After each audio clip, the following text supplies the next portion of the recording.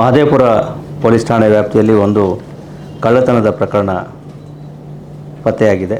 16ನೇ ತಾರೀಕು ವರದಿಯಾಗಿರ್ತಕ್ಕಂಥ ಈ ಪ್ರಕರಣದಲ್ಲಿ ಇವರು ತಮಿಳುನಾಡಿಗೆ ದೇವಸ್ಥಾನಕ್ಕೆಂದು ಹೋದಾಗ ಅವರ ಮನೆಯಲ್ಲಿ ಈ ರೀತಿ ಕಳ್ಳತನ ಆಗಿರ್ತಕ್ಕಂಥದ್ದು. ಕೊಠಡಿ ಬೀರಿನಲ್ಲಿ ಇಟ್ಟಿರ್ತಕ್ಕಂತಹ 1,40,40,000 ರೂಪಾಯಿ ಮೌಲ್ಯದ 78 ಗ್ರಾಂ ತೂಕದ ಚಿನ್ನಾಭರಣಗಳನ್ನು ಯಾರೋ ಕಳ್ಳತನ ಮಾಡಿ ಹೋಗಿರ್ತಾರೆ ಅಂಥೇಳಿ ಇದ್ರ ಬಗ್ಗೆ ತನಿಖೆ ಕೈಗೊಂಡು ಆರೋಪಿಗಳು KR ಪುರ ಟಿನ್ ಫ್ಯಾಕ್ಟ್ರಿ ಹತ್ತಿರ ಆತನನ್ನು ವಶಪಡಿಸಿಕೊಂಡು ಮಾಹಿತಿ ಸಂಗ್ರಹಿಸಲಾಗಿ ಆತ ಈ ರೀತಿ ಕೃತ್ಯ ಮಾಡಿರೋದು ಗಮನಕ್ಕೆ ಬಂದು ಆತನನ್ನು